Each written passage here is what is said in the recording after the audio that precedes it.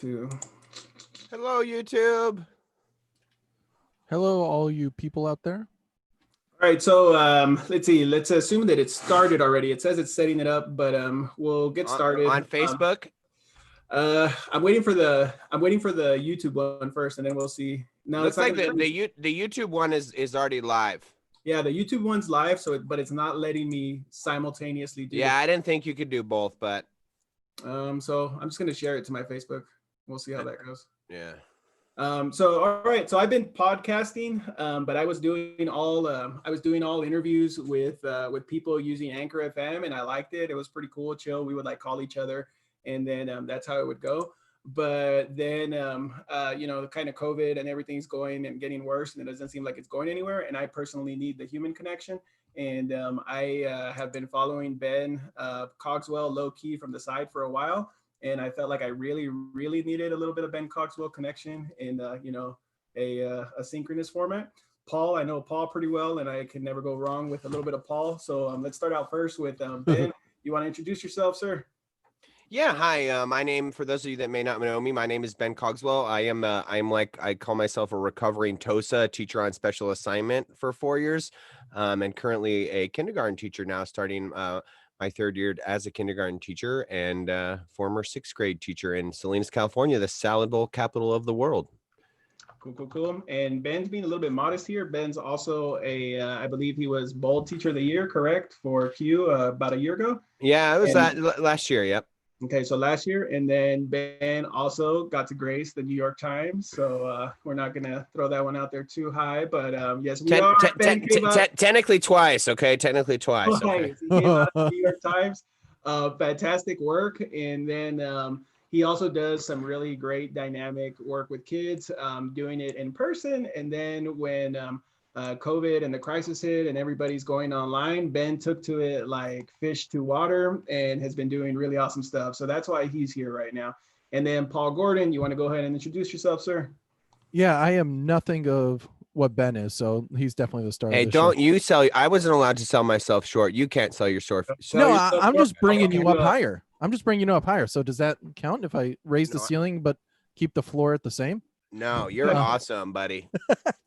Well, like Dr. Gonzalez was talking about, I am Paul Gordon. I'm Eddie from here on out. Eddie? Eddie. Are we no longer doctor, or are we like? But I feel it's like a pretentious, so I don't like it too much. Could I edit that? No, it's fine. Yeah, Eddie, bro, just go Eddie. Just Eddie. Okay, yo, what up, Ed Dog? So that's my other YouTube channel, by the way. Yo, Ed Dog. Yo, Ed Dog, got it. All right, I'm not gonna look that one up. So I'm Paul Gordon. I was a 5th grade teacher in Palm Springs, California for 5-6 years, but now I'm going to transfer into like a makerspace / tech teacher, computer science for a TK 8th grade charter school, dependent charter school in Palm Springs. Same school, different assignment. So really excited. Just was hammering down the logistics of that, what it's going to look like for next year this week. So it's pretty awesome. But yeah, definitely not a laundry list on my CV like the two of you. So he says that, but that's not technically true. You can go ahead and you can look up middle school student making COVID face mask for nurses in the Palm Springs area. And then Paul student shows up, really fantastic, innovative work.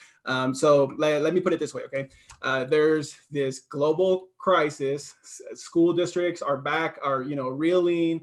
Universities are closing, everything's shutting down. And then some of the kids that Paul's inspiring are out here making COVID face masks and being a part of the solution, right? When we're telling kids, go home and don't do any homework, like these kids are doing work on their own. So that's impressive. So there you go, Paul.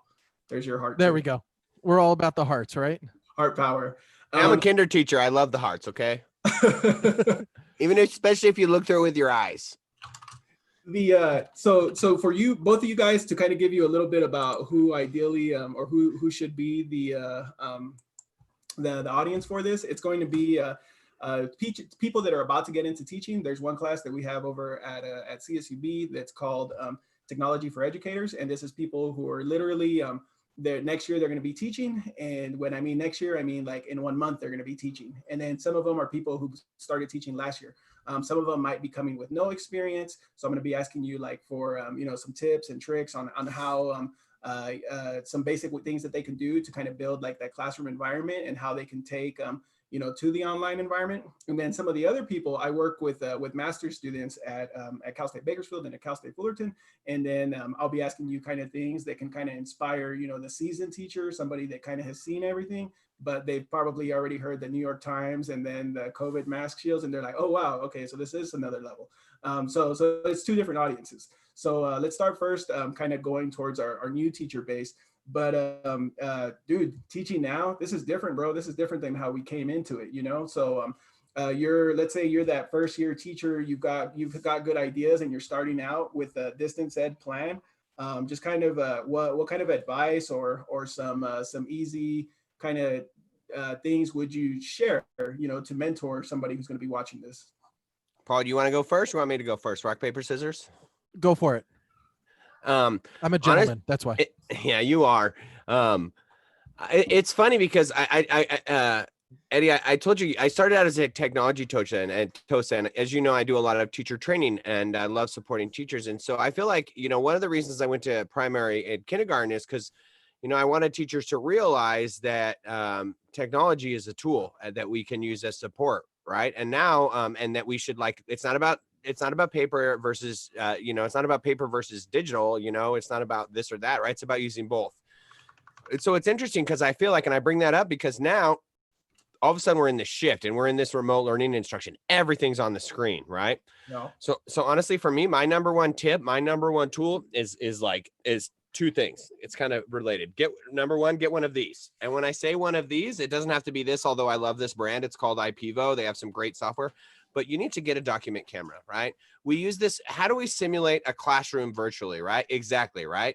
We have our document camera. And for me, and I don't care what grade you're doing, I think kids just can't sit there and listen to teachers on the other side, necessarily on the other side of the screen. We're in this whole YouTube generation. And I said this, I'm apologize if you heard me saying this before, if you're listening, but we're in this whole YouTube generation, which is awesome. You can learn a lot of things, but they're used to interactive videos. And so now I'm sitting here, right? Like I'm a floating head, like a Charlie Brown effect, like wah, wah, wah, wah, wah. And then we expect kids to just listen to us, right? Because that's what we want them to do. And so I use the document camera and starting to think about getting kids off the screen. So I mentioned in the beginning, I was trying to work on with teachers on getting kids to use technology, and to add what they're doing. And now it's like, okay, this is an example. This is my 4-year-old. He would sit in on some of my classes every morning because he couldn't go to preschool. And so every day, right? This was a common sense media lesson that we did.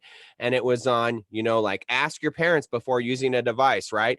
Don't talk to strangers and make sure the sites are just right for you, right? So we just spent the 45 minutes watching a few videos, but then we took it right here to paper. And I feel like when they're doing that, they're much more engaged than just sitting on the other side of the screen for synchronous learning. And so really for me, number one tip, right? Think about how to get your students engaged off the screen, whether it's drawing and writing, whether it's note taking. You could do sketch noting, you could do concept maps, right? You could just do plain old Cornell notes, right? You could just have them write down the vocabulary words. But the fact that we can't just have kids sit there and listen to us, just like in class, we don't want our kids just to sit there and listen to us. And you're like, for me in the beginning, I'm like, hey, you know what? You don't have a journal, you have a piece of paper, go get a piece of mail, go get a marker. I don't care. In class, I say, don't write a marker. You got a marker, you go write a marker. That's all you can get. So for me, that's my first thing is I think about whether, and honestly, that I feel works for brand new teachers and for seasoned teachers, right? Get the kids engaged on the other side of the screen doing something. Tag, Paul, you're it. All right. High five tag, right? Yeah. Pass the high five challenge. Hold on, Paul, real quick. Ben, when they do that, how do they share the work back with you? How do you get to see what's on? That's a really good question. There's a few options you could do. I've thought about it a few different ways. Basically, because I already have so much as a class, all I would do is at the end of my class period, every single time at the end, we would take a groupie like this. Hold up your work. Let's do it. Cheese. And sure, I had one little kindergarten boy at the end of the year, and he didn't do any work. He's sitting there. His mom's not home. His sister's doing his best what he can, right? But at least he was there and participating. Funny thing about this one little boy, right? He was so bright, and sometimes just different ways to engage kids. I noticed he started using the chat as a kindergartner, right? Type it in the chat. And so like one day I wrote a message like, good job, Anthony, you're doing great. And he looks at me and he's like, teacher, did you just write me a message in the chat? This is a kindergartner, right? And how cool is that I can just differentiate for him in the middle of my teaching and be like him. He didn't want to write, but I said to him, you know what, could you just do your best to type it up for me? Oh, I noticed you forgot a period. Yeah. Oh, I noticed. I gave him the same feedback. And all the other kids, it was great. They were able to do this, and we did it every day. Now, was there writing on the lines all the time? No, but they were writing and they were drawing and they were engaged. So number one is get them engaged, working, and off the screen. Yeah, off the screen. Okay. Cool, I like it. All right, Paul. That's good. Yeah, so that's a heavy hitter right there. And what I was thinking about that entire time while he was Ben was talking about that, it's totally the Sammer model. And that's something that people don't talk about, and I've barely heard until I started getting into it a lot deeper. But Sammer, so if you don't know what the Sammer model is, it's substitution, augmentation, modification, or redefinition. And really what it is that there's a lot of teachers out there right now that are just trying to scramble around and try and rebrand themselves doing the same exact thing as before. But really what you need to do is we need to change it up, because what's happening is that, just like what Ben was talking about, is that we got to get them engaged, because if you think about it, these kids are used to being in a classroom, and if they had a thing that they were fiddling around with, if they had their little fidget toys or things like that, we were able to take those away when we were in class. We had control of the room. But now they're in their own environment. They're in their house. Well, they have every single fidget thing that they've ever wanted, and it's all in front of them. And it's like, oh, if they don't want to be right in front of you, hey, I'm going to go to my room and I'm going to start playing around. Funny little story with it this year is that I had a girl in my class where she had her TV remote just like this in front of the camera. And I literally had to be like, hey, what are you watching? And she responded with Stranger Things. Just blatant as can be, saying, I'm watching Stranger Things. And I'm like, I'm asking for 1 hour a day, or 1 hour, or I was looking for 1 hour a day, twice a week. And I couldn't get them during that time. To me, that was my realization, saying, I got to switch this up. So what I started doing was that I had to do a lot less instruction during that time, and I started pushing out asynchronous instruction. One thing that I've started noticing, and I've been following Dwayne Habecker. If you do not follow Dwayne, he is phenomenal out of Merced County Office of Ed. He's been putting out a lot of stuff on Twitter right now, and he also has some great math resources out there. And YouTube, right? He has a great YouTube channel. Great YouTube channel. If you use Eureka or Engage New York Math, he's got it all for you. He's got the whole website, right? He's got the whole every grade level, like every lesson. Everything. He literally has everything. I stopped using my curriculum, and I started going to his website because it was more comprehensive and easier to follow. But anyways, I digress. The stuff that he's been putting out that I've been reading into is that asynchronous work is so much more important than synchronous work. Because what's going on is that there's so much inequity in synchronous work, is that students may lose the internet connection. They got 4 other of their cousins, sisters, brothers all fighting over the same bandwidth. And if we're forcing them to be on at the same time, you're losing half those kids because they can't connect. And something where I've had to switch my role was that I had to switch to asynchronous work with these short videos, instructional videos. And then the synchronous work was group work and small group instruction and giving feedback that way. I physically could not do synchronous instruction because I would lose so many students based on old Chromebooks or internet issues, because when we were forcing all the kids to be on at the same time, just think of it at a school. We have a pretty good internet and bandwidth there, but at a home, and if we're providing hotspots to these kids and they're all fighting over the same hotspot for 4 of them, it's not cutting it. It's not going to work. So I learned baptism by fire by saying, I got to try this. Then I had to go back and try it again. And it's interesting. One thing I noticed, Paul, and just jumping in there, Eddie, is it's kind of makes me reflect. And I think some of it is obviously to Like, I feel like for me, like, because my kindergartners, I definitely give them some asynchronous learning, but because I feel like the kindergartners, right, they need a lot more, they need definitely a lot more teacher support, right? And That's and my I would build, like, I pretty much flipped every single lesson I did was flipped and customized, right, for my students. And so they did have a lot of asynchronous support, but I mean, it's like even like those small things as a kindergartner, like showing them to watch the whole video or like, and I think there's some of those issues, but I feel like for me, that synchronous learning was just so important. And it's interesting hearing you say, because I imagine, Paul, we don't have all that different of a population. Yep. From where you teach and where I teach. And so I'm thinking of it, is it just the perspective of, some of it as a kindergarten teacher? And I think that's that is just a lot of it that is important for me, is obviously as the kids get a lot older, they're a lot, especially if they haven't been, like, I feel like for my kindergartners, a lot of them were willing to participate because they were so young and they were so new, and they didn't necessarily have some of these things. Like, a few of them, like, I don't want to show my face on camera. I had two of them that were a little shy, one of them that kind of didn't really get over, but other than that, they weren't. And so I feel like part of that is when they get older and they're more self-conscious, right? And also also, you're dealing with a different age group, right? Like kindergartners, they still are wanting to please their teacher. Your student, like, probably just wanted to watch Stranger Things. And so I guess it helps me open my eyes and really think about, even especially with the older teachers, and just thinking about, I think one thing I've learned too is talking to different people is that the things that worked for one person don't always, it's not a cookie cutter approach, right? And you got to know your class. And so you realize my class wasn't good in synchronous learning, right? Correct. And you had to make the shift. And I've actually heard some other teachers say something similar to you, right? I had a conversation with one teacher and he said, before this, my class was the most techie class in school. And when we went to this new model, they weren't engaged because this was old stuff for them. And all my other colleagues were telling me all these stories of their students that were engaged in the synchronous learning. And I was really frustrated. And so it's really just interesting. And I just reaffirms, like, again, that cookie cutter, it used to think like we need to help and support each other, but we also need to realize that the shoe's not going to fit everybody, right? Yeah, Exactly. And I that think what you're leads me to my next thing, was that when I was talking to Eddie, Yo Dog Eddie. I was talking to him a while ago, and we were talking about how kids were on Roblox all the time. And we're like, we need to meet our kids where they're at. And where are these kids? Where are they engaged? And it's these video games and these open sandbox world games. And I believe, Eddie, you did it as well with your students, didn't you?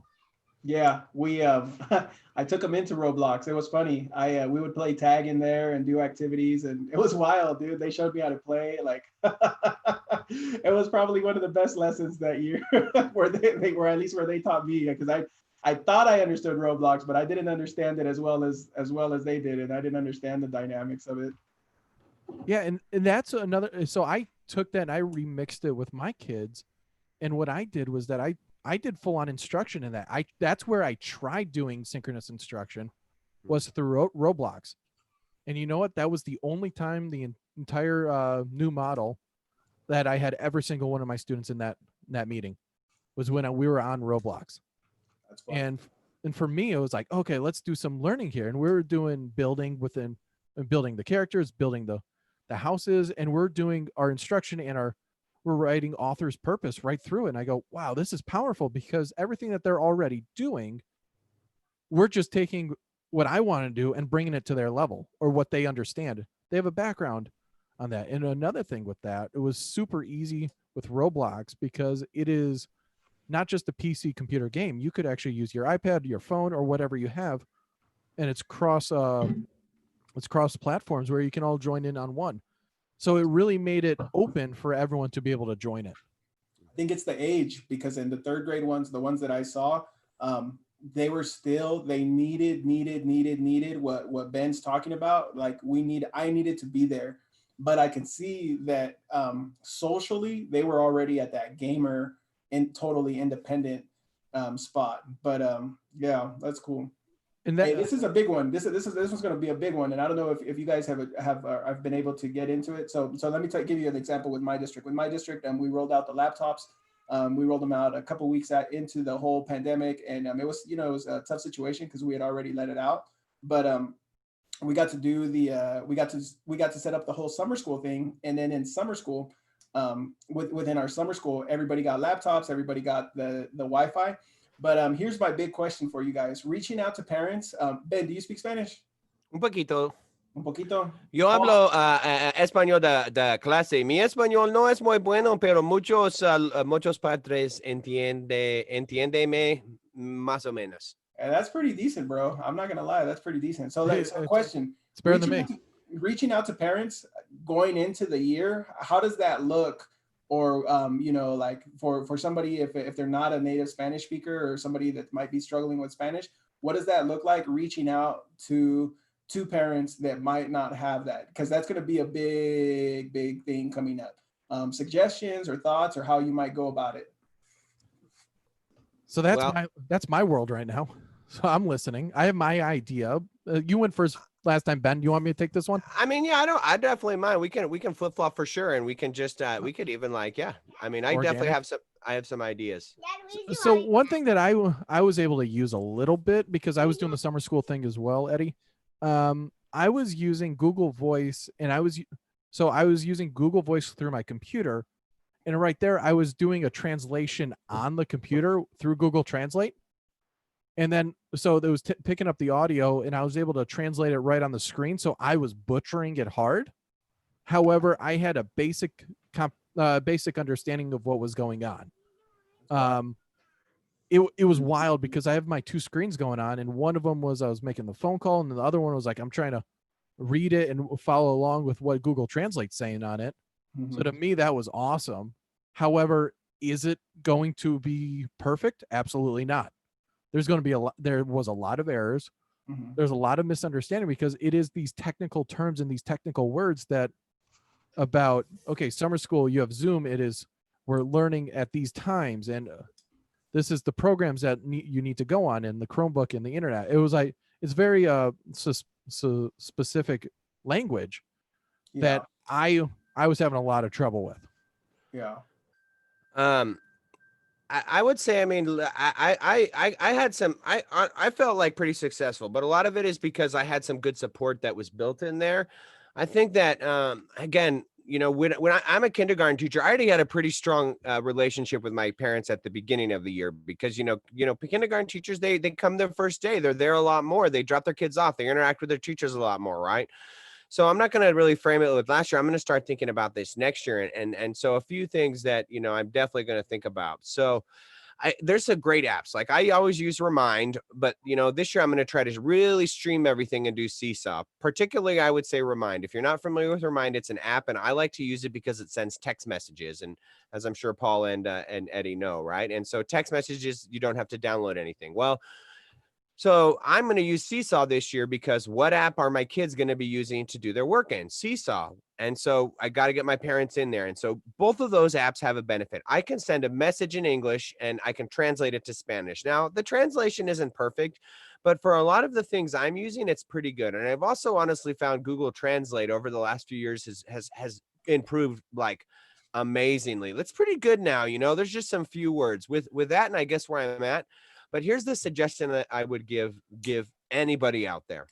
So one of the things I did a painting, and it kind of was where Paul's had some of the issues. I was going to do a training video for my parents. I didn't have all the language I needed to do that. So I actually asked my principal. And so we did a Zoom call and I shared my screen and we recorded it. And it was like, I would do it in English because I had some parents that speak English, mostly Spanish. And we're lucky because we only have really one language and for a majority, right, is that Spanish.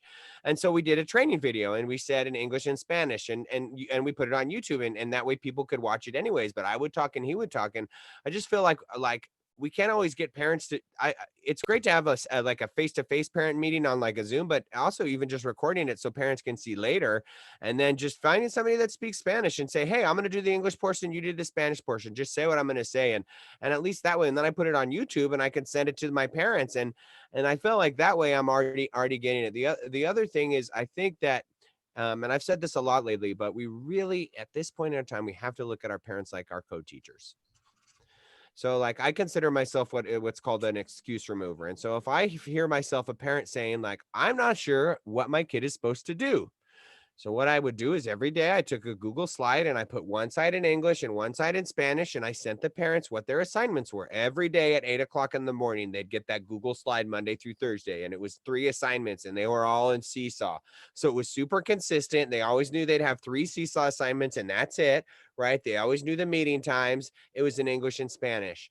And I think just like giving them those things, like letting them know this is what you need to do. But honestly, at the end of the day, then I kind of said, hey, you can check out this report and see if your child completed all the activities. Because especially for elementary school teachers, you gotta work with parents. Even for high school teachers, you know, you gotta work with parents. We are a team and we're on the same side. And so we got to carve out that time, and we have to be a little creative. And sometimes it's asking somebody to do a video with you, or sometimes even like, hey, you know, would you mind helping? I asked one of my colleagues, could you do a conference call and just call one of these parents? Because I need to talk about this thing and my Spanish just isn't good enough. So Hey, Ben, leaning on your colleagues. Well, you're also the guy that did the cafecito, right, Ben? You're the coffee guy, right? With the parents setting up the little spot. Well, yes, I did. We did a cafecito. Can you share a little bit about that, bro? Because that's Well, I did like, for me, it's always parent engagement. It's always been a thing for me. It's like, especially as I said, as a kindergarten teacher. So one of the things is, how do we make parents comfortable? And so I did a Donors Choose project, and my number one Kinder Rocket supporter, you know who it is? My mom. of course, it always is, right? So I think she ended up funding it, but it wasn't a big project. It was just a coffee pot, some creamer, a little mini fridge, and that way. And I wouldn't do it every day, but I 3D printed this little badge, and it said, you know, Cafecito or cafe. And whenever I'd make coffee, I'd hang it out and invite the parents in and say, hey, for me, if I could give the parents a warm cup of coffee at the beginning of the day, because I know for me personally, a warm cup of coffee, if somebody gave me a decent warm cup of coffee at the beginning of the day, that makes my day right there. And so it was just available on the inside of the classroom because, you know, as I said, we got to have those relationships. And it's definitely important for a kindergarten teacher as they matriculate up. Like I did not typically have the same relationships as a sixth grade teacher with my parents, except the 1 year when I was the only sixth grade teacher at the school. And that was a whole different thing. But yeah, that brings me to what we were doing, is that we used to do these things called coffee chats on Fridays, where the thing is that if you bring them food, they will come. It's a true story. Some conchas, right? Get them some conchas. Exactly. If you bring them food, they're coming. You get them some bagels. I had to fight for my New York lox and schmear, but that's a different story for another day. But you have to bring them food to be able to say, hey, come on in. Because if they don't have, you need to force them in, because it is uncomfortable for a parent to even walk into a room at that point.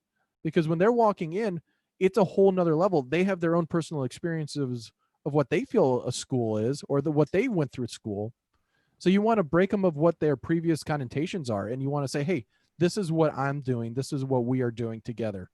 So absolutely. But I got another question. I'm going to take the reins for a second. I'm going to ask the question to you guys, because I have the question is that, especially for Ben though, how are you going to start off the year with these brand new kindergarten kids that have never been in a school? They don't know how to use computers. I'm going to make the assumption they've never used a Chromebook or whatever you have.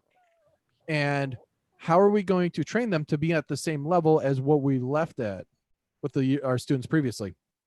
So we just have to for a second pretend that Ben had a magic fairy wand and he could do whatever he wanted and do that. But honestly, and this is one thing I've kind of suggested, as a kindergarten teacher, I need to start the year, and I need to meet with the parents, and I need to meet with the students. And even with this, like, we need to have these one-on-one or small group meetings with families and bring them in the classroom and sanitize in between and do all of that, right?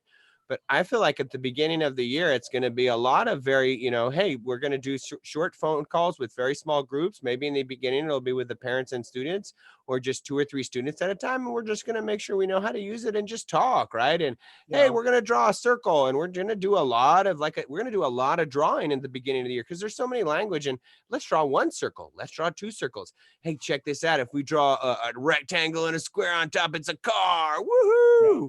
Right. And so a lot of it is just, we got it. Like there is that, because we got some great training videos we can send out parents, but they need to, like, if this is a lot of them, their first experience in school. Some of them went to TK, some went to preschool, a lot of them didn't. Right. And a lot of even the parents, they don't know.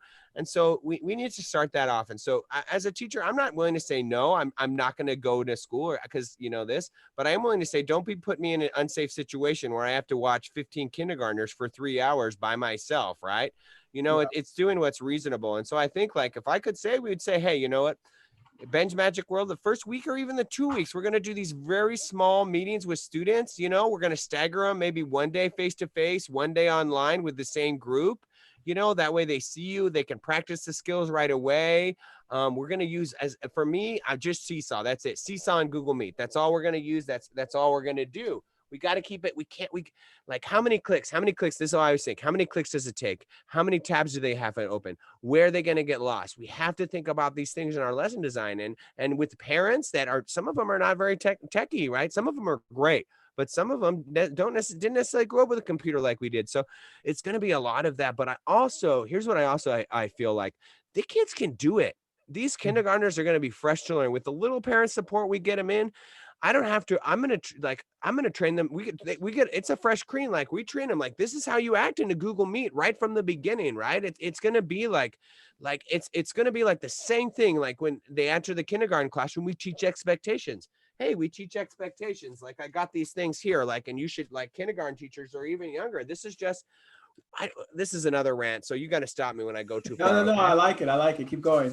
Why do we ask kids to always do this? Why do we want kids to do this? When we tell kids to always do this in our class, for me, we're telling them to, like, excuse my expression, just shut up, right? All the time. We need to teach kids when to do this and when to do this. Hey, I notice a TV is on in somebody's background. Should we do this? Especially with kindergartners turning on and off microphones. We just train our kids. Like, we can have a natural conversation because all our microphones are off. When our microphones are, like, when we have to stop a second and turn it on, that interrupts our learning, that interrupts our conversation. So we train kids. Do you hear noise in your background? Then turn your microphone on, please, or turn your microphone off, because that's going to affect everybody. Are you in a quiet space? Then please have your microphone on. It shows me that you're engaged, and it shows me you're listening, because they can do this and watch, right? And just when I do this, I could do this and turn my microphone on. I mean, you can see what I'm doing with my face, but you have no idea if I'm engaged or not, right? I could be watching Stranger Things. So I think it's harder, as I said, when you grow up, but we got to start establishing these norms, right? And it's different how big your class is. I mean, smaller kids, smaller class sizes. For any class, it's got to be smaller, but just all of these small things. We train the kids, we show them what to do. Hey Ben, if I could just say real quick, that's clutch, bro. I really think that's tight. Because I'm doing third grade, and I would have loved that. Yeah. I got a slideshow on this. Literally, it's just a little slideshow, and it's just like a picture of a mom doing the dishes, microphone on or off. Can you share it? Yeah, I'll show it to you. It's all, I'll share it to you guys. And I mean, as I said, and as I bring it up, a lot of this stuff, and as you guys know, I'm kind of like, I think a little bit similar from you guys. It's like, I have my stuff, I give my stuff away, right? And so everything I show on you, I say this because I'm not selling anything. But I put everything, especially that I create, because people ask, and instead of having to share all the files, I just put it up here. So this is my coachben.org website, and I've kind of changed it a little bit. It's a work in progress, and it's still sometimes hard to find things. But you can see this file. These are some of my Google Drive files. So this is like my quiet space. And I actually have these things that you could print out that I did them in Google Draw with one icon from the Now Project. And so we talk about this, right? And for the kids, look, we talk about here. We talk about, like, hey, look, guys, the sound goes out of the microphone and it goes into the ears, right? And so when you have your baby, your brother crying, that goes in everybody's ears. And when the TV on, everybody can hear that. And if you're talking, I love that your mom is helping you, but everybody can hear that. And that gets in the way of their learning. We need to have this quiet space when we're learning. So let's think about it. If microphone on or off, what do you guys think? Thumbs up if it's on, thumbs down if it's off.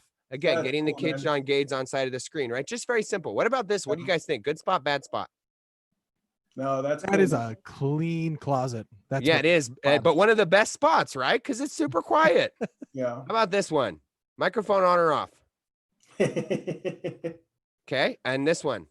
That's cool, man. Now tell me, what do you think? This one on or off? That's going off. Why? Because you got that TV on the side. You got two TVs. A little. Yeah, there you go. What about this one? Good one? Yeah, that's a good one. That's a good one. What about one. this one? Yeah, that's cool. Well, they're not learning. How about this one? That's a good one. Good too. But TV's you know what? off. Yeah, exactly. I like how you're using the same space, but you're proving yes or no at the same time. Yeah. Right, the video games, you can even see the video games there. Hey, do you notice how the video games are put away? Nobody's playing video games right now. Hey, guys, you know what? That's cool. Go play. Like you said, Paul, that's what I even said to some of my students. Guys, I'm with you for 45 minutes. I need your best effort. You can do this. So, I mean, it's just the same thing. We got to train them. You just got, I'm sorry, you guys got a full on Coach Ben rant there that happens every No, bro, that's good. That's so here's my thing, man. I had taught 6 through 12, and I went into third last year because I wanted to know, pretty much because I always work with kids that were kind of at risk or were at risk, and I wanted to know why were they getting there. And so I went to third same thing grade. real quick. That's why I went to kinder right there. That's one of the reasons. Yeah, so I went to third, but third like blew my mind. I liked it, but all the things that you're talking about to me are the experience things, that people, you can learn it on your own or not, or somebody can give you, like this, and you can hear about it and you can implement it pretty easily because it makes sense and it's it's grounded like in good practices. But that's cool, man. I like it. Paul, you want to jump into this one, or can we jump into the more advanced stuff with the masters? So everything that we talked about right now, from here earlier was all kind of new teachers coming in. And Well, now, let me just add one part to it, and then we'll move on. go for it. I also want to. I love the idea what Ben was talking about was bringing people in small groups, like 3 students at a time with their families. That was what I was thinking as well. I wanted to confirm what you were saying, but I also feel like we need to also do it to parents as well, because they are the co-teachers as well at this point. Because there's one point in time where I was struggling with myself saying, who's in my Zoom? Is it the student in the Zoom, or is it a parent in the Zoom just off camera? Because that's going to be a thing where, we've always had our safe space of the classroom, but our classroom is now out there. People are going to analyze what we're doing. They're going to see what we're doing. And for a lot of teachers, that's a scary thing, because you don't know if you say something, they're going to take it back and bring it somewhere. That's a whole nother aspect. But I feel like what we also need to do is train the parents in saying, this is your role in all this. Because if a parent's going to go in and they're just going to do all the work for their student, what's the point of that?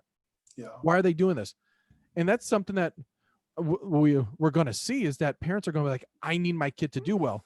However, I'm going to sit right here. I'm going to feed them answers. You could watch the kids off camera and they're like, oh, I'm going to pay attention to what my parents saying. They feed them an answer and then they just regurgitate it back to you. Yeah. You're like, well, that's not what's supposed to happen.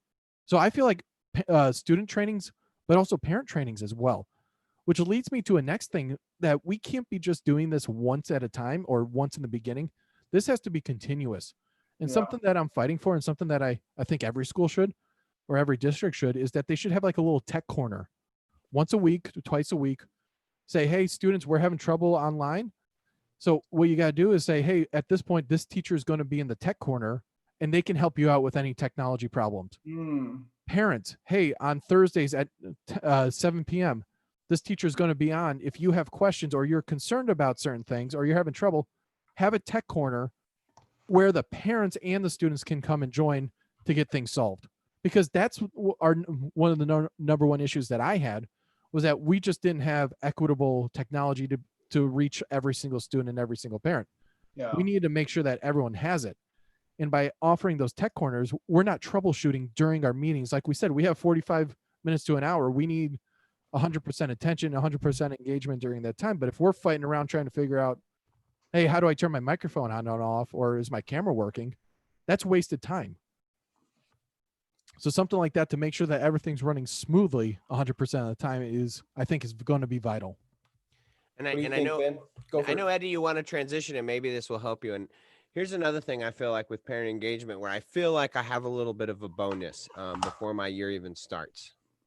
And so I say this because one of the things I decided to do, and I'm sure I know both of you are aware of this, is I created my Facebook page for my class. Yeah.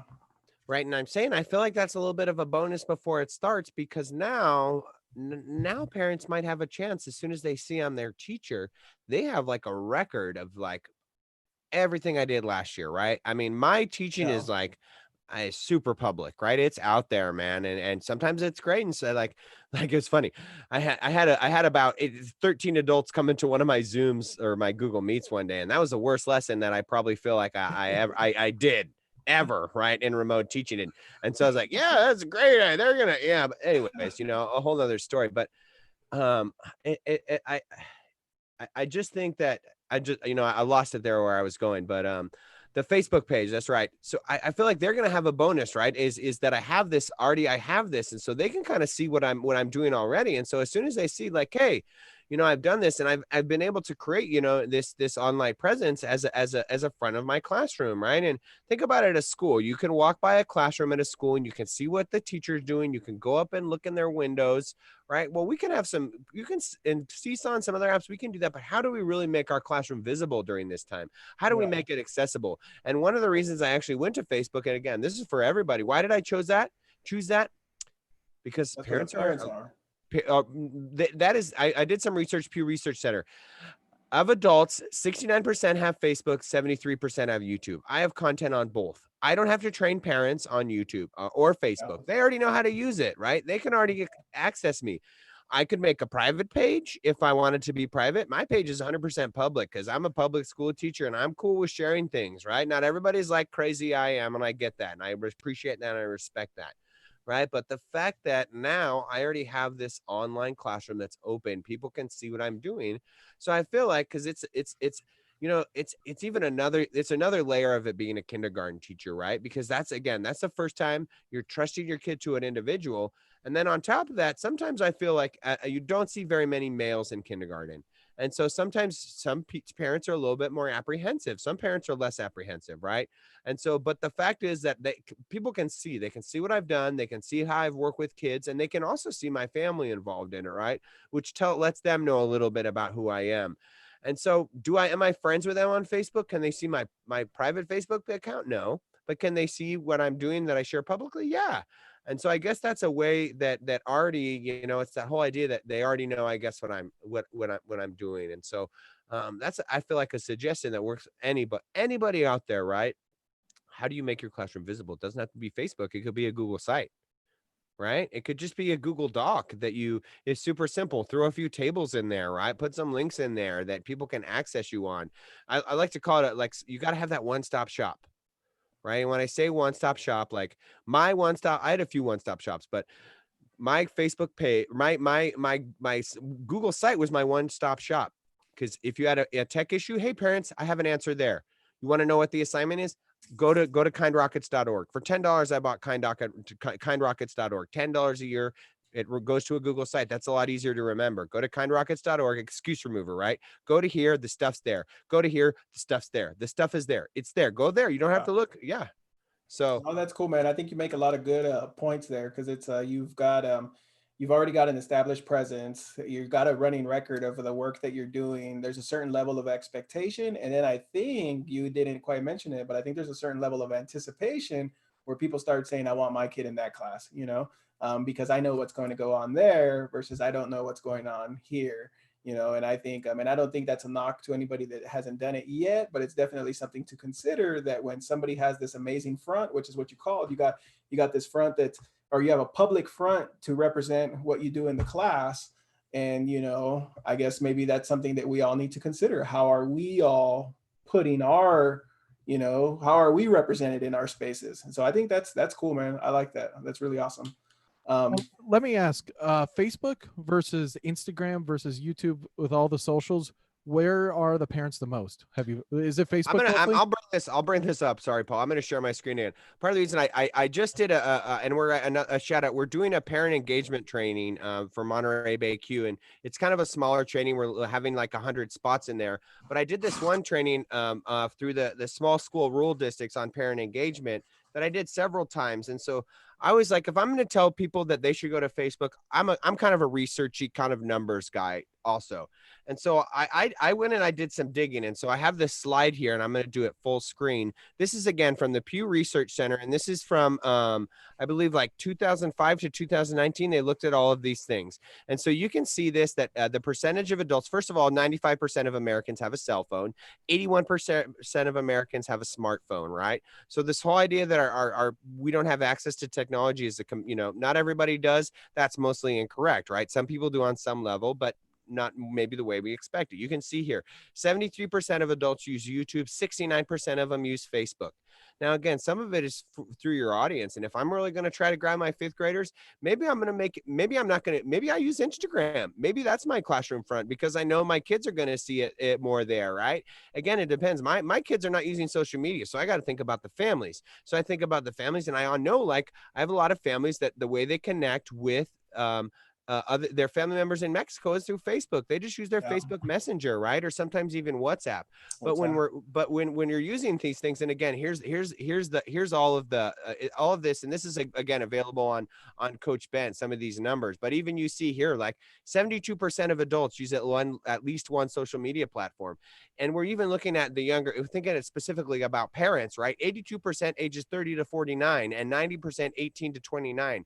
Now, Paul, you probably don't have a lot of 18 to 29-year-olds. You might have a few that are your parents, but I definitely have a lot of kindergarten parents that are 18 to 18 to 29, right? Or in that. And so I look at this data and I think, again, for me, it's like, I don't want to be overwhelming for parents. I was overwhelmed as a parent. I had 4 kids with 4 different teachers with a million different logins, right?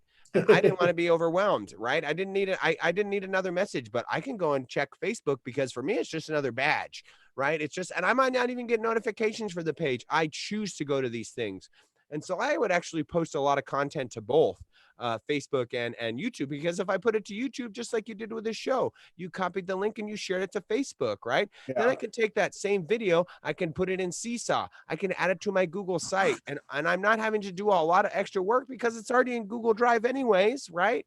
And then everybody has access to it. And that whole equity issue being an excuse remover, that equity issue starts to slowly get removed because they can find the content in 4 different locations, right?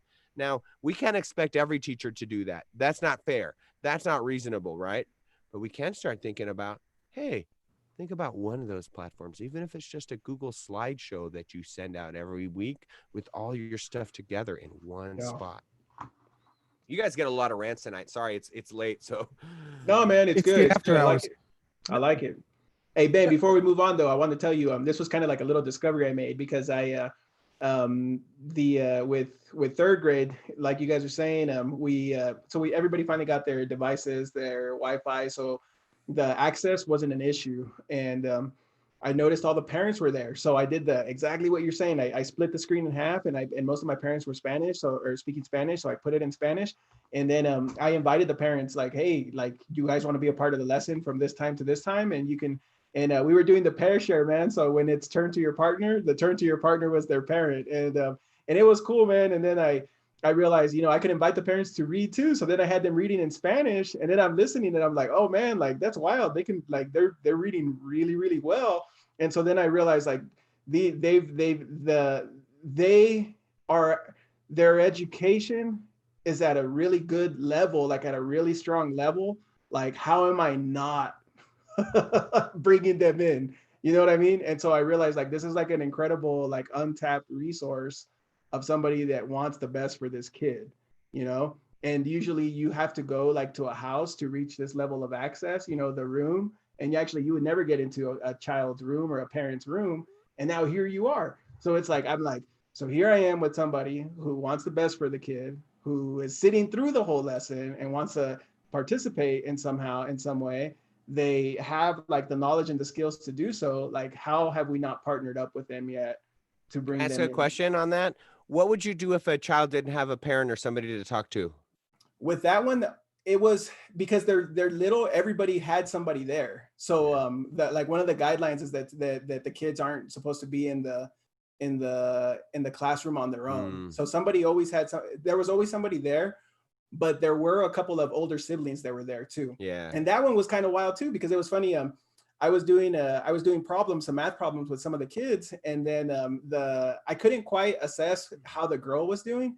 And so the sister would tell me, no, she doesn't really know how to do that one. That's too hard. I had to help her too much. And then so I, like, go down a little bit. She goes, no, that's too easy. And then so it was funny because, again, it was like there's somebody in the room who knows what's going on. And I think, Paul, you said it demystifies teaching. And I think what happened was, like, with Common Core, no matter where you were with education, when Common Core came out, you kind of, like, you were thrown for a loop. And so now we have all these parents who are like, they were taught this way, or they were taught over here that way. But when they sit through the lesson and they see it and they're like, hey, we can do that, or I can do that, or I understand what that is. That's not that crazy, all right, so here's the next part. And Paul, Ben, I don't want to take up too much of your time. Are you good to keep going? I got it. So far, you notice I get in trouble when my children start to swirl around behind me. So you haven't seen anybody. So only the dog came back and look, and I'm just hoping it didn't go to the bathroom somewhere in the house. All right, so that first part is dedicated to new teachers and people just kind of starting with distance learning in general. When I started this podcast, I was interviewing a lot of teachers in my area, and I realized, like, oh my God, there's so many amazing teachers that are out there. So this next half, I want to dedicate it to I'm going to throw out some names here. So there's one of them, Bethany Gonzalez. She has her kids. They'll design a jungle gym, or they'll make a design for a jungle gym. They'll promote it as if they're going to try and sell it to the community. They talk about like accessibility issues. The kids make videos. They do it in 3D. They make little plans.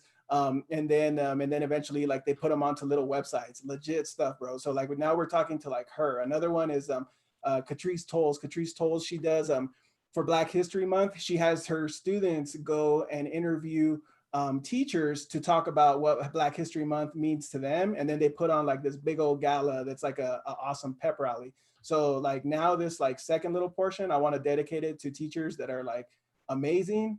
And you've seen them, you're a part of Q. You've seen a lot of great work. Like now, like how what can we say, or what can you share to kind of I don't know, just validate them, and then also share your best. So I guess what I'm asking now is like the greatest hits. Ben Cogswell, greatest hits, like let's go.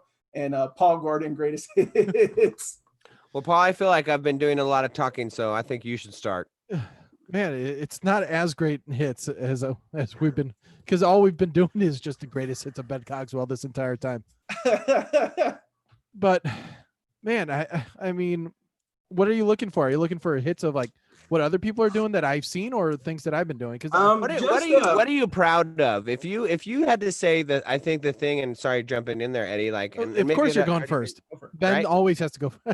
What are you proud of? You got so many great things going on, and just thinking about, I feel like I feel like, what is something that a spark or an idea, I never thought about, like, honestly, I feel like I never really thought about how to use 3D printers in kindergarten until I kind of started to do it and seeing how it worked. And now I got a lot of great ideas. And so, I know you got a lot of great stuff. You just, right. Yeah, so I mean, Eddie was talking about the thing that we're doing first was that one of the greatest hits it will ever be is that when I've created that 3D printing atmosphere for my students who decide to go out and buy a 3D. Oh, okay. So my greatest hits, you leave. Got it. Understand. That's exactly how it works. Anyways, I'll talk to you, Ben. I love you, Paul. Love you too.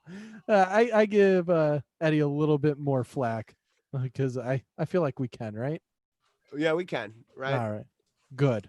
Oh, now he's back. Oh, okay. You just missed it, man. It was like awesome. You're gonna have to watch the replay on YouTube for this one. At minute 34 or 45. There you go. All right, so that's my job. How about Ben for you? Yeah, that was a good one. Thanks. I really like that one. Yeah, right. Yeah, go ahead. All right. Anyways, no, like Eddie was starting off with that. When I had that student buy a 3D printer for Christmas, they're like, I didn't want a gaming system. I wanted a 3D printer. To me, that's a huge hit. Where it's like, okay, I've done something in my classroom where this student wanted to do that by himself. So what he did is that he got that and he started making these face shields because he was like, hey, I see that this is going on. And me personally, I never give out my phone number to families. I always give them a Google Voice number because I don't know. For some reason, someone can probably change my idea later on it. But right now I'm pretty solid on, I have a separate phone number. It's business and pleasure type deal. But I gave this family my personal cell phone number because they're like, hey, we're trying to do this. We're trying to do that. And for me, I was having nightly conversations with this parent saying, let's get this set up. Let's get this going. He didn't have a computer to be able to slice the files, but you know what? I have a computer that can do that. I just email the files over. They throw it onto their USB thumbstick, and they would just throw it in and they'd start printing. And it's like, for that, it was huge for me. I'm like, Hey, Paul, if I could point out, at that point, you're mentoring, man. And sometimes we don't get to choose our mentors or who our mentees, and they show up, and then it's just our part to answer it. So I know what you're talking about, like where normally you don't give out the number or something like that, but then now you're there, but you're mentoring, man. And I think that's something we can touch upon in a little bit here. Sorry about that. Keep going. No, absolutely. So that to me, that was huge, where we're actually bringing them what we're teaching and showing the real life aspect of it. We're taking the things that we're trying to show in class, where rather than fighting it, they're embracing it and they want to do it outside of 8 to 3 o'clock.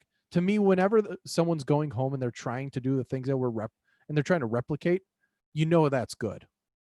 Because they go home and they start replicating the baseball or soccer game that they had over on the playground. But how many times do they go home and say, I want to replicate what we just did in math class? That's what we need to keep on trying to fight for. And that's what our purpose is to try and say, I want them to be as happy during math class or ELA while they're doing PE or recess. So with that being said, that's one hit. The other one is that I've been trying to bring it a gamification of everything that I'm doing. And I'm really pretty strong on saying, meet them where the students are. Like we've been talking, the kind of a major theme in this conversation is you don't want to rewrite the wheel and you don't want to force them into new scenarios where they just don't know. So where I've been trying to meet them, like we said on Roblox, but I also was trying to meet them with Fortnite Creative. So by doing classes and lessons through Fortnite Creative, that created a whole new world where it was like engagement for every single student. They're like, oh, we get to play Fortnite in class. I go, well, what's your definition of play? And so we started discussing of what is play versus what is learning. And then we started doing story mode and storyboarding through Fortnite. And it was like, man, these kids are making stories through Fortnite. And it's like, well, I could have done that by reading a book, but no, let's do it more engaging. And then they would go home and they'd recreate stories and email them me saying, okay, here it is, here you go. And then it's like their book reports became Fortnite stories. And I think that's okay. I mean, honestly, some of the stuff that they do in Fortnite is more challenging than what they do in some of the classes I've seen. So, I mean, I don't think that's a bad thing. No, and I mean, we get like the Gamers United, we get kind of a flack for saying, oh, you're just going to be playing games all day. Well, what are we doing? What is the purpose of the games? What's the purpose of your lesson? Now, why are the kids wanting to do this versus why are they struggling when you're trying to pull their teeth out to get author's purpose? And I'm saying, hey, what's the author's purpose of this story? They're going, oh, well, we're trying to do this. And I had to recreate this town. And by doing that, I was able to show that they're in a city and it really shows the setting. And I'm like, whoa, we're talking about author's purpose, but now they already went into setting and it's a natural aspect and a natural transition into, hey, a full-on aspect. And to me, the organic learning like that is that anytime it's an organic learning moment, that's a huge hit. Yeah. No, I agree. And you're touching that's one of my favorite areas right now. I've been studying. I don't know if you guys have got Henry Jenkins. He talks about 21st century learning as an extension of participatory learning. So he says what we see in 21st century learning spaces, like what you're talking about, the gaming areas, YouTube, is what used to be happening with things like fan fiction, people dressing up for like certain like conventions and zines, etc. Now it's happening in like an online scale where you used to only access those groups in certain little circles. Now you have access to these groups everywhere. And one of my favorite quotes from him, he says that he had students from USC doing research with him, and they were reporting that kids around the world were saying, around the world, not just in the US, kids around the world were saying that they have a more fruitful learning environment outside of school than they do inside of school. And why is it? Because they're participating in these games and activities that are giving them a challenge, giving them an outlet, giving them the opportunity to mentor somebody new, giving the opportunity to grow, allowing them to have friends that they otherwise wouldn't have had. And it's a community, right? But we don't bring that into school. So yeah, I like it. Thanks, man. I guess for me, and I'm kind of reflecting and some things, I think the first thing that kind of comes to mind, and I think this is just general, and maybe it seems something small and it seems something simple, but about 3 days ago, I got a picture, and it was from a parent in my class this year, and it was a picture of a plant. And it was, I believe in the plan, I think it was a pumpkin and it was something else. So, why is that neat? Why is that a big deal? Well, we planted those seeds like, for me, this big thing is, how do I get the learning to kind of the same thing Paul talked about? How do I bring the learning home? How do I get the learning to take place at home? What can the kids do at home? So, for example, one of the things we do around Mother's Day is we plant a seed in kindergarten and we watch it grow.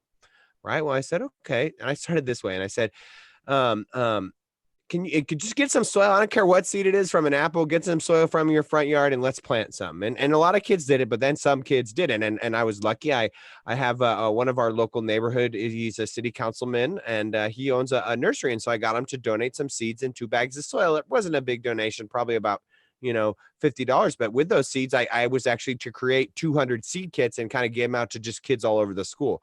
My point is that these kids were taking these seeds home and they were watching them grow. And every once in a while, I would just get this amazing, like, not even asked for, because we studied it and we looked at it and we said, like, we talked about the roots and we talked about the life cycle and that seeds need sun. And I made this really cool, maybe not super cool, but I thought it was pretty cool Lego stop motion of a seed going through and like falling into the ground and blooming up. And just the fact that they were really able to take and they were able to look at the seed and talk about the seed and share that experience with their parents. And then, months later, I get some pictures like, look at my seed. And normally, like you're saying, Eddie, I wouldn't have necessarily gotten that because we're not always in our kids' houses, but because they were at home and they were sharing it with their parents, they'd get this plan. And all of a sudden I just get these pictures and it's that same whole idea is the fact that, it doesn't have to be, we don't know. I have a 3D printer, right? And I love it, but we don't all have a 3D printer, right? But I mean, the simple things like we all have seeds, right? How can we bring the learning home? And just some of those fun ways were some of my favorite experiences. Like I did 1 week and every week we were kind of practicing, preference, right? What's your favorite things? Because that's something we do. And so what happens when you do show and tell in class? Well, not every kid, I didn't do it honestly that often because now I feel like we don't have time for it, but you still get kids that would not bring stuff. But when you're at home, all right, today it's going to be your favorite blanket. Share your favorite blanket. Oh, you didn't bring a blanket? Go get one. It's all good, right? Yeah. Today, we're going to do your favorite shirt. Let's do your favorite shirt. Let's look at your favorite shirt and we'll share about your favorite shirt. All right, let's do a snack. Everybody's going to go get a snack and we're all going to eat it together on the computer. And just those little things where they were engaged with the learning at home. And I guess I'll kind of end on this point on this. I'm really excited for this project we're looking at actually doing it at school. One of the things towards the end of the year that I've always wanted to do is a PBL, right? Project-based learning training. I do a little bit of project-based learning, but I've never been formally trained in it, right? And so I got to do it. So we were talking about in the school this whole idea of how do we bring the learning home to students if we're going to be in the environments. And so this year our goal is to do a cookbook. And so this is, again, kindergarten through 6th grade, like all the things that we need to do to get a cookbook, right? All the processes that we can go to. We can make cooking shows. We can write recipes. We can do an analog version of the cookbook. We can do a digital version of the cookbook. We could put a QR code on the recipe and they could be making the recipe with their mom, right? And so I guess it's just this whole idea. And again, maybe it's simple because it doesn't really involve technology, right? It doesn't. It just involves creating that learning, like again Paul was talking about, in the home environment. So kids, they don't just see now when they're walking down the street and they see a plant, they don't just see a flower, right? They see the flower, right? They understand it.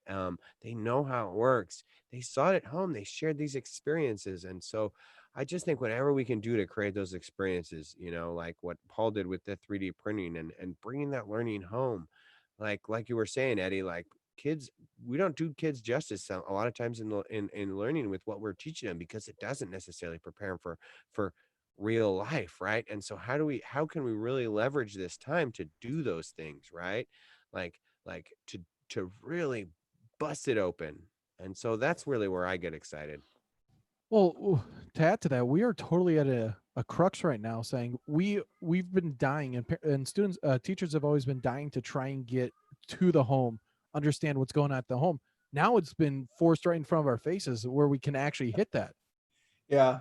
And we're going to actually, we're there. So now we're going to start utilizing it. And like what Ben was saying about grabbing the favorite shirt, that was one of my favorite activities during these remote learning ones, is that I would say, okay, Now go grab such and such item. Now go grab your sibling or a family member, or now go grab. Hopefully not your favorite family member. I said don't grab your least favorite one time.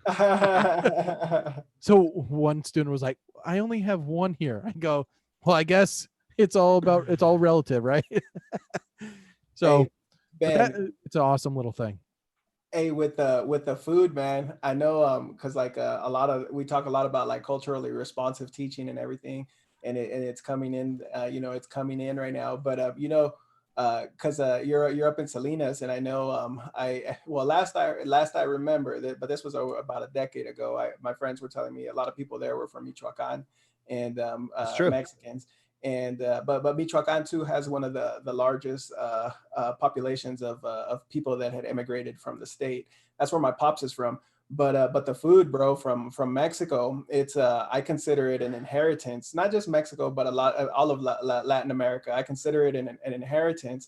And but when you talk about like food from Mexico, you tomato is tomato, chocolate, chocolate, tamales, where these are all like indigenous Native American foods. They all have like the craziest, longest, it's a lot of beautiful traditions. And something like that, like a cookbook, like someone makes something as simple as tortillas, or as Right? simple. Tortillas. Not every tortilla recipe is created equal, right? It is not, and it is, and these are old, bro. These are old because something that's been happening, and especially the last generation, is Mexico's been going through a process too, where a lot of the foods and a lot of the recipes and a lot of the things have been kind of going down. But that's almost like little mini ethnographers, when you have the kids doing that, they're basically saving a little piece of the generation. So like my grandma passed away recently, but I never got to see her make, I got to see her make pupusas. She was Salvadorian. My mom's Salvadorian. My dad's from Michoacan, but there's no recordings of her making pupusas. But the idea that if I was in kindergarten and I was recording, little things like that, or my mom doing things like that, that's powerful, man. And again, I don't think you didn't put it in the realm of like culturally responsive teaching, but that's like front and center, those types of experiences, especially in the Latino, Mexican community. Like there's a lot to be learned there. A lot to be learned there. I can attest to that one because coming from upstate New York, this is a whole new culture for me. And I'll tell you, I every beginning of the year, I say, whoever brings some papusas, or if they bring tamales, I will buy them off them, and I want to try every single family recipe. Yeah. In fifth grade math, everything's fractions. A lot of it's fractions, so you're always dealing with fraction. I go, if you're dealing with fractions, you're dealing with food. So I've always teaching through food. It's old, bro. Pre-Hispanic cooking. They're old, dude. Some of the things I've seen in here, tamales, enchiladas. There's one that my grandma would make, and other people would be like, "Oh, what is that? What is that?" And I never thought it was like a big deal. And then I saw it in here, and I was like, "Man, that thing is as old as time." But yeah. Let me bring it even one step further, and it's like you just food, to me, food is culture. Food is. It is. As an Eastern European person, I mean, I have my pierogies. I have my Greek spanakopita. I mean, I got my food and that's how I lived through my life. We didn't spend a lot of money going and taking vacations and we're going to do these fancy things. No, we would go on day trips and we'd try food because that's who we were and that's our culture. Yeah. But one thing that I want to add to that is that also, other than food is the culture, what's their daily life? What do they watch? What are their sports? What are the TV shows? I'll tell you, the first time I watched a soccer game in Spanish, and I was watching the big league game. I don't even know what teams were. It was what was it? I don't even remember. The Chivas or it was Chivas versus Boca Juniors. That's who it was. And I was watching the game, and I know I'm gonna get hate mail for forgetting those team names, right? Those are the big ones. Yeah. But no, you're wearing Barcelona. That's different, because it's like European soccer is totally what I was brought up on, but going through Central America and South America soccer, that's a whole new subculture for me. So I was watching those games and I was trying to listen to what's going on there. But then also, oh gosh, One day, Paul. One day. you know what? I got mine right over here as well. I got I know. mine. I was actually. I the just background. noticed that about 5 minutes ago. I'm like, I noticed. I started looking. I'm like, those backgrounds are very, very familiar. Took me about 40 minutes, but I got it. Yeah, we got the same saint. We have the same patron saint. Oh, that's funny. But so I'll tell you the hardest one for me with that though was that my kids were talking about La Rosa de Guadalupe. and they're talking about it and they're going off on it. And I go, what are you talking about? They're like, oh, it's La Rosa. And I go, where can I watch this? And they were so surprised on it. They go, I think it's on Netflix. So literally that night I went on, I absolutely had to have subtitles on, but I watched like 4 episodes of La Rosa de Guadalupe. And I just having that conversation with the kids afterwards. And it's like, oh, they're watching it at home. I'm watching it at home. It's at a whole nother level. It's that next level connection where you can have you're no longer that teacher, but you're that person where you can actually have organic conversations with. I'll tell you, I didn't understand a word that was going on, but I watched it and I did it. Yeah. That was difficult because it's like my wife was like, "What are you doing?" Because it's so out of the norm for me. Normally, I'm watching the news or I'm watching another sports event. Can't do that now, but I started watching La Rosa de Guadalupe in Spanish, and I'm like, I don't understand it. I don't understand how it's being filmed, but you know what? The message is clear. You just know that every time something happens, it's like overly dramatic, and one turn is really like 4 or 5 turns. Dun, dun, dun. Exactly. Exactly. But you know what? I'll tell you, then when the kids would go home, they start saying, oh, he's watching La Rosa.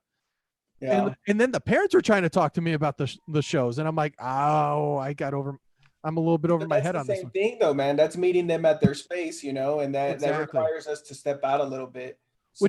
Which is the main point, is that we have to meet them where they are.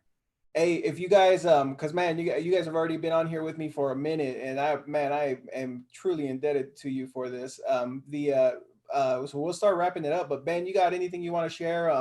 Any closing thoughts for just anybody, for new teachers, veteran teachers, just anything, any nuggets you want to share? I mean, there's a lot of them, but I think for me, it comes down to just thinking about just number one, you just got to, give yourself some grace and give your family some grace and be patient with yourselves. And with that, I think a lot of it is less is more.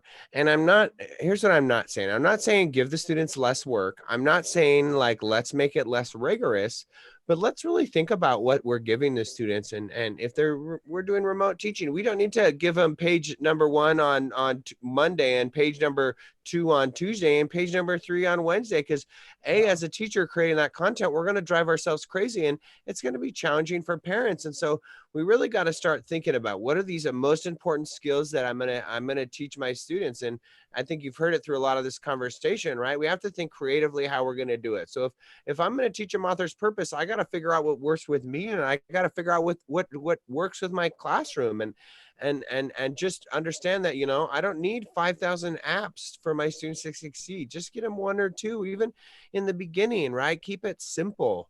Think about the number of clicks. Think about how many logins kids are doing, right? And think about, just what you can do to make sure that people understand making your classroom as public as you can, right? Because we're public school teachers, at least, I feel like, unless you're a private school teacher, and even then, but especially as I feel like somebody who works in the public sector, how can we, we're not just, my students are not just my 28 kindergartners that are in front of me, right? My students are anybody that I can help and share my lessons with. So, I mean, I guess that's not just one idea, but just be patient and just really be patient with yourself and don't go out there trying to recreate the wheel. Be very thoughtful and strategic in what you're putting out. Cool. Thanks, Ben. Paul, some closing thoughts. Well, my whole thing is don't force a square inside a circle. We cannot force ourselves to be the same type of teacher that we were previously, because this is not the same school. We are not in the same type of building. We're not students in desks. We're not students in rows or tables or whatever setup you had. This is not the same thing. So really be not afraid to fail, because we're all learning this together. And so a couple of things I've learned before is that fail does not stand for failure. It stands for first attempt in learning. And what we're going to do is that it's the first attempt in learning how to do these new things. And don't be afraid to try new things, because maybe that way is going to be the new standard of how to teach. We haven't had a teaching revolution for me. I don't believe we've had one since John Dewey in the early 1900s. I feel like this could absolutely be that time, because we're all changing the way it is. So my thing is, don't be too hard on yourself if you don't feel like what you're doing is right, because there are no books out there yet about how to do this right. We're learning, we're trying, and if you fail, try some other way. Yeah. So I just want to say just say thanks for you guys, and then also so I've kind of always been on my own, literally. When I was at high school is definitely like a very on your own position. Middle school, kind of still the same. Elementary, not so much, but I've also moved around positions a lot. So like Paul, I barely met Paul, I think after the pandemic started, and then we met like in an online Zoom thing. Ben, honestly, man, I've appreciated looking at your work, and it's been pretty inspiring watching, kind of the levels you're hitting. And then, and so what I want to point out, especially to teachers, is that although these guys are doing great stuff, I literally just like reached out, and they're like really, really chill people, and they're really, really accessible. So I think what I'm hoping that does a little bit is like literally, I think this is the first time I've ever really talked to Ben, but I gotten along well with him, and I look forward to seeing him one day at a conference. So so it's like teachers, I think it goes in every field. If you're a fireman, you see other firemen. If you're a soldier, you see other soldier. There's that kind of camaraderie. With teaching, we're kind of all in the same area. We have like the same types of experiences. And I think, reach out, don't be shy. Don't, I've heard some people say like, don't suffer in silence, don't suffer in silence, reach out. Like people like this, they're all about helping. I'm all about helping. And just walk with people, especially now. Now's not the time to hide, because it can get lonely. You get to have that conversation in the hallway. There's no hallway conversations unless you make that text message or that phone call, because the hallways are gone, friends, and you're lucky that there's a good community online. So thanks, Paul. Thanks, Ben. I really appreciate it, you guys. You guys have a good night, and thanks for taking the time. Bye-bye, YouTube. Bye.